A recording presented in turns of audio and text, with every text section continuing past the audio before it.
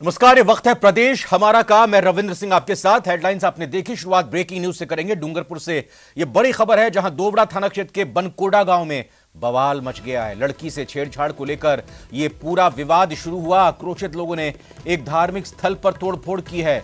भीड़ ने एक केबिन और 3 बाइक को आग के हवाले कर दिया है। छेड़छाड़ के आरोपी युवक ने दोवड़ा थाने में हालांकि सरेंडर कर दिया है। डूंगरपुर से अतिरिक्त पुलिस जाब्ता भी बनकोड़ा के लिए पहुंच चुका है। तो बड़ी खबर डूंगरपुर से है। स्थिति पूरी तरह से संभालने के लिए पुलिस एक्स्ट्रा या कहें कि पुलिस का अतिरिक्त जाब्ता बुलाया गया है। डूंगरपुर में दोवड़ा थाना क्षेत्र का यह मामला, जहां पर बनकोड़ा गांव में बवाल हुआ है।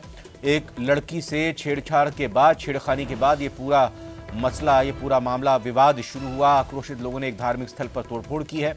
भीड़ ने एक केबिन और 3 बाइक को इस दौरान आग के हवाले कर दिया। छेड़छाड़ के आरोपी युवक ने दोवड़ा थाने में सरेंडर कर दिया है। डूंगरपुर से अतिरिक्त पुलिस जाब्ता बनकोड़ा पहुंचा है। तो इस वक्त की बड़ी खबर से आपको लगातार रूबरू करा रहे हैं। छेड़छाड़ के आरोपी युवक ने दोवड़ा थाने में सरेंडर कर दिया है। डूंगरपुर से बाकायदा अतिरिक्त पुलिस जाब्ता बनकोड़ा के लिए पहुंच गया है और फिलहाल पुलिस पूरी तरह से स्थिति को शांत करने के लिए लगी हुई है। जयेश पवार से हम बात करेंगे। जयेश, अभी की स्थिति बताइए कैसी है? जयेश, एक आज जो सांप्रदायिक तनाव जैसी स्थिति बनी हुई है, जो बनकोड़ा गांव है वहां पर आज देर शाम समुदाय विशेष के युवकों द्वारा एक युवती से छेड़छाड़ की गई थी। उसके बाद जो युवती ने जो घटना है उसको लेकर के अपने परिजनों से बताया कि इस प्रकार की घटना उनके साथ हुई थी। उसके बाद में समाज के लोग इकट्ठे हुए और उसके बाद में दोवड़ा थाना क्षेत्र के बनकोड़ा गांव का जो माहौल है वो पूरी तरीके से तनावपूर्ण हो गया। आक्रोशित लोगों ने जो आरोपी युवक है उसकी एक कैबिन है, उस कैबिन में आगजनी की वारदात की है और एक धार्मिक स्थल में तोड़फोड़ की भी सूचना फिलहाल बताई जा रही है। फिलहाल मौके पर भारी पुलिस बल तैनात कर दिया गया है। डूंगरपुर जिले से मुख्यालय से और आसपास के जितने दो आसपुर और सागवाड़ा थाने से भी जाब्ता वहां पर भेजा गया है। एसपी कुंदन कंवरिया भी मौके पर पहुंच गए हैं। गांव में पुलिस की गश्त की जा रही है। लोगों को घरों के अंदर रहने की अपील की जा रही है। जो और गांव में फिलहाल तनावपूर्ण स्थिति है लेकिन शांति कायम है। वहीं जो आरोपी 2 युवक हैं उनको दोवड़ा थाना पुलिस ने डिटेन कर लिया है, जिनको दोवड़ा थाने के अंदर रखा गया है। जी जयेश, लगातार नजर बनाए रखें। फिलहाल बहुत बहुत शुक्रिया आपका जानकारी देने के लिए। हेरिटेज नगर निगम के महापौर मुनेश गुर्जर के पति सुशील गुर्जर को हाईकोर्ट से बड़ी राहत मिली है। सुशील गुर्जर, दलाल नारायण सिंह और अनिल दुबे को जमानत मिल गई है। पट्टा जारी करने के एवज में रिश्वत से जुड़े केस में एसीबी ने इनको गिरफ्तार किया था। जस्टिस विनोद कुमार भारवानी की एकल पीठ ने जमानत याचिका मंजूर कर ली है। सुशील गुर्जर समेत अन्य की याचिकाओं पर आदेश दिए हैं। याचिकाकर्ताओं की तरफ से अधिवक्ता दीपक चौहान ने पैरवी की है। एसीबी कोर्ट से 25 अगस्त को तीनों की जमानत याचिकाएं खारिज कर दी गई थी, लेकिन फिलहाल राहत मिली है। हेरिटेज नगर निगम की महापौर मुनेश गुर्जर के पति सुशील गुर्जर को हाईकोर्ट से राहत मिली है। न सिर्फ सुशील गुर्जर बल्कि दलाल नारायण सिंह और अनिल दुबे को जमानत मिल चुकी है। पट्टा जारी करने के एवज में रिश्वत से जुड़े केस में एसीबी ने इन लोगों को गिरफ्तार किया था। फिलहाल जस्टिस विनोद कुमार भारवानी की एकल पीठ ने जमानत याचिका इन तीनों की मंजूर करते हुए स्वीकार कर लिया है। सुशील गुर्जर समेत अन्य की याचिकाओं पर आदेश दिए हैं। याचिकाकर्ताओं की तरफ से अधिवक्ता दीपक चौहान ने इसमें पैरवी की थी मामले की। ये भी आपको याद दिला दें कि एसीबी कोर्ट की तरफ से 25 अगस्त को जमानत याचिकाएं इन तीनों की खारिज कर दी गई थी। सीएम अशोक गहलोत आज कोटा के दौरे पर हैं, जहां उन्होंने 120 करोड़ की लागत से बने सिटी पार्क का लोकार्पण किया। इस दौरान उनके साथ यूडीएच मंत्री शांति धारीवाल समेत कई मंत्री मौजूद रहे। सीएम ने पार्क के लोकार्पण के बाद अवलोकन भी किया। मुख्यमंत्री ने गोल्फ कार्ट में बैठकर सिटी पार्क का भ्रमण किया। इसके बाद सीएम ने प्रेस वार्ता को संबोधित किया और देश में सोशल सिक्योरिटी एक्ट का मुद्दा उठाया और साथ ही कोटा में बढ़ रहे सुसाइड के मामलों पर भी अपना बयान दिया। विश्वास नहीं होता कि 120 करोड़ की लागत से ऐसी परियोजना बन सकती है। विश्वास के काबिल विश्वास नहीं हो रहा है। इसके मायने कि यहाँ की यूआईटी ने, यहाँ के जो मिस्टर अनु बर्तरिया है आर्किटेक्ट, धारीवाल जी ने खुद ने मार्गदर्शन दिया उनको। पता नहीं कितनी बार ये आए होंगे, विजिट की होगी। और जिस रूप में वो डेवलप हुआ है आप तो खुद गवाह है आज। इसलिए मॉडल राजस्थान बनाने की हम बात करते हैं, मिशन 2030 की जो बात करते हैं, क्यों करते हैं? क्योंकि राजस्थान के अंदर हर क्षेत्र में प्रगति करी है। शिक्षा के अंदर, स्वास्थ्य सेवाओं में, पानी में, बिजली में, सोशल सिक्योरिटी के अंदर, इंफ्रास्ट्रक्चर में आप देखिए सब तरीके से हम लोग आगे बढ़ रहे हैं। बीजेपी की परिवर्तन संकल्प यात्रा भीलवाड़ा जिले के आसींद पहुंची, जहां परिवहन संकल्प यात्रा में भाजपा के पूर्व प्रदेश अध्यक्ष सतीश पूनिया भी शामिल हुए और आसींद से भाजपा परिवर्तन संकल्प यात्रा को रवाना किया। इस दौरान न्यूज 18 से खास बातचीत करते हुए पूर्व प्रदेश अध्यक्ष पूनिया ने कांग्रेस सरकार पर जमकर तंज कसा।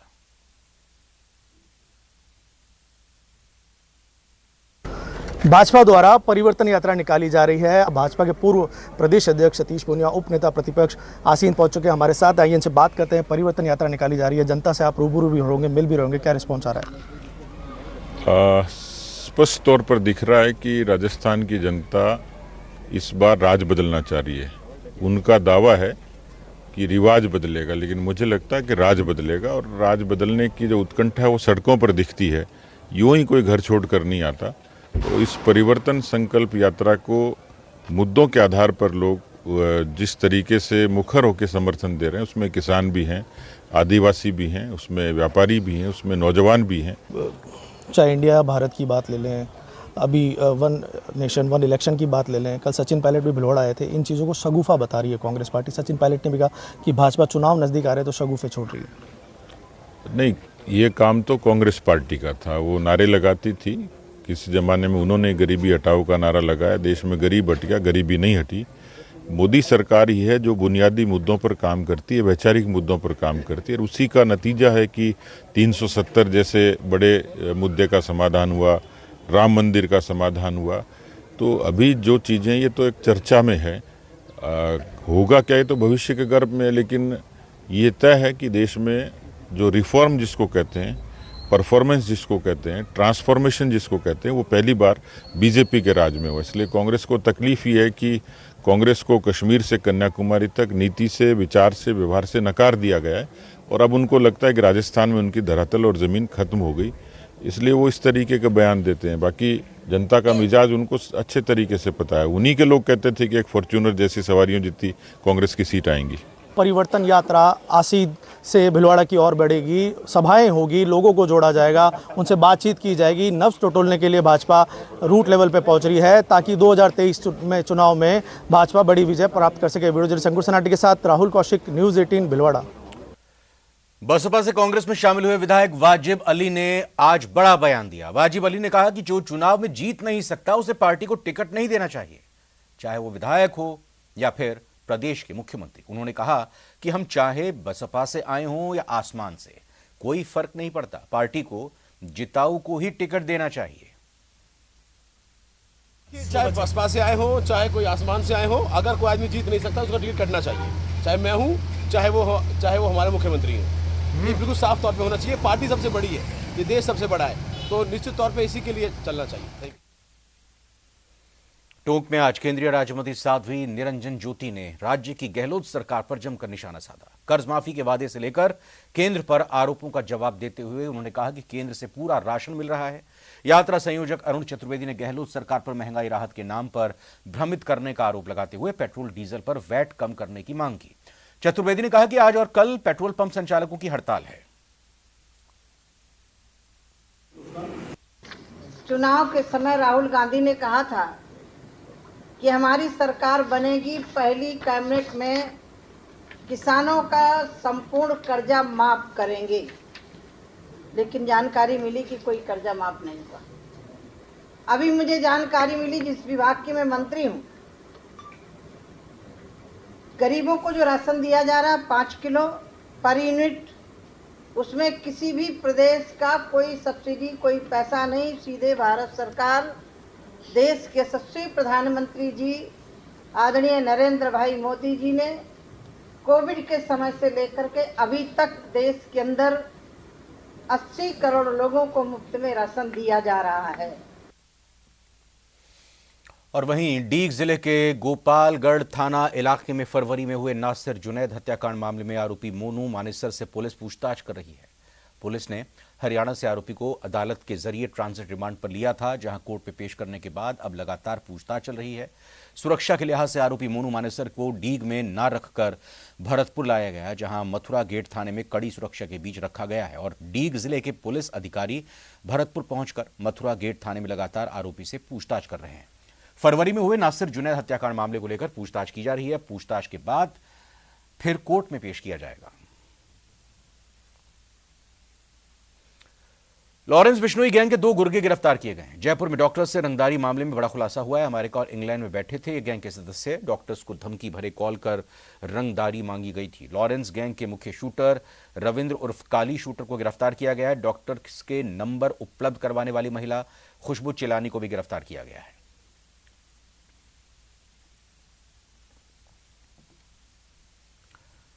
जयपुर में कोटखावदा तहसीलदार के रीडर लालचंद शर्मा को एसीबी ने बुधवार को 5,000 रुपए की रिश्वत लेते ट्रैप कर लिया। आरोपी लालचंद शर्मा अतिरिक्त प्रशासनिक अधिकारी भी हैं। आरोपी के खिलाफ एक व्यक्ति ने शिकायत दर्ज करवाई थी कि उसकी कृषि भूमि में रास्ते के विवाद में संशोधित रिपोर्ट की कॉपी देने के एवज में 5,000 रुपए की रिश्वत मांगकर परेशान किया जा रहा था। एसीबी ने शिकायत का सत्यापन कर बुधवार को ट्रैप रचा, जिसमें लालचंद शर्मा को परिवादी से 5,000 रुपए की रिश्वत लेते हुए ट्रैप कर लिया। इसके बाद लालचंद के बीलवा स्थित आवास और अन्य जगहों पर सर्च की कार्रवाई की गई। राजस्थान की राजधानी जयपुर में लगातार ईडी की टीम का मूवमेंट जारी है। आज ईडी की टीम योजना भवन के दफ्तर में पहुंची हुई है, जहां पर डीओआईटी से जुड़े उन अधिकारियों से पूछताछ की जा रही है जो वेद प्रकाश स्टोर कीपर, जो कि बाद में प्रोग्रामर बना, जिसके पास में यहां पर बड़ी तादाद में कैश और गोल्ड मिला था, उस पूरे मामले में यहां पर तस्दीक जो है वो की जा रही है, पूछताछ की जा रही है। ये योजना भवन का वो दफ्तर है जिसके बेसमेंट में और ऊपर की तरफ जो तमाम लोग जो वेद प्रकाश के साथ में टेंडर खरीद के मामले में जो लोग शामिल थे, जिन पर जो सवाल भेजे गए थे, सवालों के जवाबों के बाद में जब ईडी उन जवाबों से संतुष्ट नहीं हुई तो बाकी अधिकारियों से पूछताछ के लिए आज यहां पर ईडी की जो टीम है, स्पेशल टीम, वो यहां पर पहुंची हुई है अपनी सुरक्षा के साथ में। और यहां पर बारीकी से जो है एक एक अधिकारी के साथ बैठ करके बातचीत की जा रही है, पूछताछ की जा रही है, जानकारी ली जा रही है कि किस तरीके से ये जो पूरा घोटाला जो वेद प्रकाश ने अंजाम दिया, जिससे काली कमाई को यहां पर इकट्ठा किया गया था और वो काली कमाई इसी दफ्तर के स्टोर की एक अलमारी के अंदर रखी गई थी, जिस मामले को लेकर के राजस्थान पुलिस ने सबसे पहले खुलासा किया था। उसके बाद में ये मामला जब ईडी के पास पहुंचा तो ईडी परत दर परत इस पूरे मामले की लगातार पड़ताल कर रही है। कोशिश यही की जा रही है कि और कौन कौन घोटालेबाज अधिकारी, सफेद पोश जो है वो इस दफ्तर के अंदर आता है और यहां पर टेंडरों के अंदर मिली भगत करके जो गफलत फैलाने का जो काम है, जो जनता की गाड़ी कमाई पर घोटाले का जो काम है, वो कौन कौन अधिकारी वेद प्रकाश के साथ में मिलकर के काली कमाई को इकट्ठा कर रहा था। तमाम जो लोग हैं उनसे बारीकी से पूछताछ की जा रही है और उम्मीद यही की जा रही है कि ईडी इस पूरे मामले में पारदर्शी जांच करेगी और जांच करने के बाद में जो घोटालेबाज जिन्होंने जनता के पैसे पर सीधे तौर पर सेंध लगाई है, उनके खिलाफ सख्त कार्रवाई की जाएगी। कैमरा पर्सन मान सिंह के साथ लवली वधवा, न्यूज 18 जयपुर। इधर कोचिंग नगरी कोटा में सुसाइड के मामले रुकने का नाम नहीं ले रहे हैं। आज एक और कोचिंग छात्रा ने फांसी का फंदा लगाकर आत्महत्या कर ली। छात्रा ने अपने ही कमरे में पंखे से फंदा लगाकर मौत को गले लगा लिया। 5 महीने पहले ये छात्रा झारखंड से कोटा आई थी।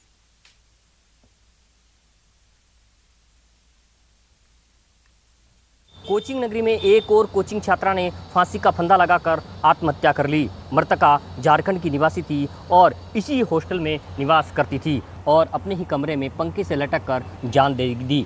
तमाम प्रयासों के बावजूद कोचिंग नगरी में कोचिंग स्टूडेंट द्वारा सुसाइड करने के जो मामले हैं वो कम नहीं हो रहे हैं। विज्ञाननगर का ये इलाका है जहां तमाम जो हॉस्टल है, उस हॉस्टल में कोचिंग स्टूडेंट रहते हैं और इसी हॉस्टल के 4थे माले में रहने वाली 16 वर्षीय छात्रा ने जान दे दी। डॉक्टर बनने का सपना लेकर पिछले 5 महीने से झारखंड से आकर कोटा में रह रही थी।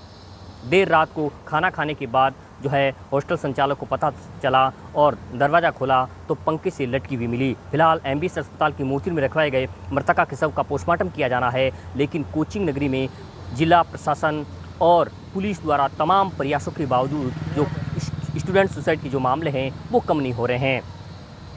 कोटा से न्यूज 18 राजस्थान के लिए ओम प्रकाश मारू। और फिलहाल एक छोटे से ब्रेक का वक्त हुआ है।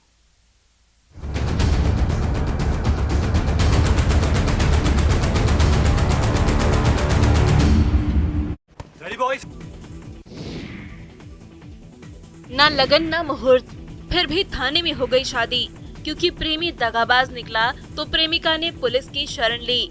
मामला बिगड़ता देख प्रेमी के होश ठिकाने आ गए और उसने अपनी प्रेमिका को दुल्हन बनाने पर सहमति दे दी। मामला जैसे ही लोगों को पता चला, वैसे ही लोग इस अनोखी शादी को देखने शिव मंदिर पहुंच गए। तस्वीरें बिहार के छपरा की हैं। लोगों ने शादी का वीडियो बनाया जो अब बड़ी तेजी से सोशल मीडिया पर वायरल हो रहा है। दरअसल परसा थाना क्षेत्र के श्रीरामपुर गांव की लड़की और वेदवालिया के लड़के के बीच प्रेम संबंध स्थापित हुआ। प्रेम प्रसंग की जानकारी लड़की के परिजनों को हुई। परिजनों ने इसकी शिकायत थाने में कर दी, क्योंकि लड़के ने प्यार तो किया लेकिन शादी से इनकार कर रहा था। पुलिस ने दोनों पक्षों को आपस में मामला सुलझाने की सलाह दी, लेकिन बात नहीं बनी। इसके बाद कहानी में पुलिस की फिर एंट्री हुई, जिसने प्रेमी युगल की सहमति से शिव मंदिर में बिन बाजा बिन बाराती का विवाह कराया। शादी में लड़का पक्ष का कोई भी व्यक्ति शामिल नहीं हुआ, क्योंकि वो इस शादी से नाराज था। पुलिस ने दोनों पक्षों को आपस में मिलजुल कर रहने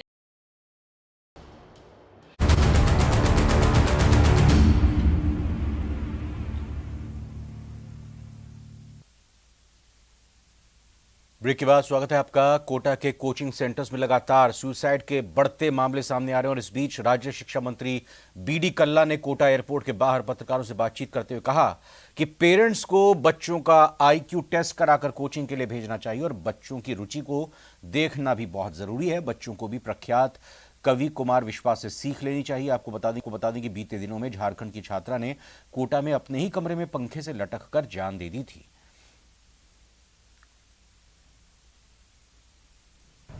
आईक्यू टेस्ट लेकर बच्चों को भेजना चाहिए। आज आदमी मतलब उसकी कैपेसिटी है नहीं और वो चाहता है कि पेरेंट्स चाहते हैं कि वो डॉक्टर बने, इंजीनियर बने। उसकी रुचि देखनी चाहिए। आप कुमार विश्वास को देखो, वो इंजीनियरिंग में इनमें जाना चाहते थे लेकिन गए नहीं। आज आप देखो एक एक कवि सम्मेलन में 25 लाख रुपए कमाते हैं। तो ये ऐसे उदाहरण देकर बच्चों को प्रोत्साहित करना चाहिए, न कि उनको हतोत्साहित करना चाहिए। पेट्रोल पंप डीलर्स की हड़ताल को लेकर आज दिन भर लोगों को परेशानी का सामना करना पड़ा। राजधानी की बात करें तो करीब 750 पेट्रोल पंप बंद रहे। शाम 6 बजे के बाद से फिलहाल पेट्रोल और डीजल मिलना शुरू हो गया है। कल फिर सुबह 10 बजे से शाम 6 बजे तक हड़ताल रहेगी। पेट्रोल पंप बंद रहेंगे। इधर उदयपुर में भी पेट्रोल पंप संचालक 2 दिवसीय सांकेतिक हड़ताल पर हैं। पेट्रोल पंप संचालकों ने अपने पंप आज ठीक 10 बजने के साथ ही बंद कर दिए थे। पेट्रोल पंप संचालकों ने 2 दिवसीय सांकेतिक हड़ताल का ऐलान किया। आप देखिए, मैं इस समय उदयपुर में पेट्रोल पंप पर मौजूद हूँ और 10 बजे पहले यहाँ पर पेट्रोल भरवाने वालों की भीड़ थी, लेकिन ठीक 10 बजने के साथ ही पेट्रोल पंप पर जो है वो लोगों की आवाजाही बंद कर दी गई और रस्सी लगाकर जो एंट्री पॉइंट है पेट्रोल पंप में घुसने का, उसे बंद कर दिया गया। आप देखिए कि पेट्रोल पंप संचालकों का कहना है कि राजस्थान में पेट्रोल महंगा है और इस समय आप देखिए हर पेट्रोल पंप पर स्टिकर लगा दिए गए हड़ताल के, जिसमें 13 और 14 सितंबर को 10 से 6 बजे तक पेट्रोल पंप संचालक जो है वो सांकेतिक हड़ताल करेंगे, लेकिन मांगे नहीं मानने पर 15 सितंबर से अनिश्चितकालीन हड़ताल की जाएगी। उसका कारण है 109 रुपये और 2 पैसा जो है वो पेट्रोल की रेट उदयपुर में इस समय है और 94.46 पैसा डीजल की रेट है। ये मांग की जा रही है कि इस रेट में कमी की जाए, वेट में कमी की जाए। हमारे साथ में इस समय एसोसिएशन के पदाधिकारी मौजूद हैं, उनसे हम बात करेंगे। आप बताइए किस तरह की मांग को लेकर हड़ताल की जा रही है? सर, ऐसा है, देश में वेट की विसंगतियों के कारण राजस्थान में जो 28% और 20% जो वेट लगा रखा है डीजल और पेट्रोल पे है, उस वजह से देश की सबसे ज़्यादा कीमतें डीजल और पेट्रोल की राजस्थान के वासी आज पे करके और माल खरीद रहे हैं। तो हमारी कई समय से डिमांड है हमारी वेट को कम किया जाए, क्योंकि हमारे पेट्रोल पंप वाले अब अपनी बिक्री को लेके एकदम से त्राहिमाम हो चुके हैं। बॉर्डर के सारे पेट्रोल पंप बंद हो चुके हैं। सफाई कर्मचारी की भर्ती से जुड़ा एक मामला है, जहां प्रदेश के 176 नगर निकायों में भर्ती से जुड़े मामले में हाईकोर्ट की तरफ से चयन प्रक्रिया पर रोक लगाने से इनकार कर दिया गया है। स्वायत्त शासन विभाग ने 13,184 पदों पर भर्ती के लिए यह अधिसूचना निकाली थी। सफाई कर्मी भर्ती मामले में हाईकोर्ट का स्पष्ट रुख सामने आया है। उनका कहना है कि सफाई भर्ती को लेकर होने वाली चयन याचिका के निर्णयाधीन रहेंगे। मौजूदा परिस्थिति में पूरी भर्ती प्रक्रिया पर ही रोक लगाना संभव नहीं है। आपत्तियों को लेकर अगली सुनवाई अब 18 अक्टूबर को होगी। जस्टिस सुदेश बंसल ने चयन प्रक्रिया पर रोक संबंधी याचिका पर यह आदेश दिया। मोहम्मद रईस और अन्य की याचिका पर यह आदेश दिया गया। सफाई भर्ती में प्रैक्टिकल एग्जाम और साक्षात्कार के आधार पर करने को चुनौती दी गई थी। सफाई भर्ती में चयन से जुड़ी आपत्तियों को लेकर अगली सुनवाई अब 18 अक्टूबर को। फिलहाल प्रदेश हमारा के इस बुलेटिन में इतना ही।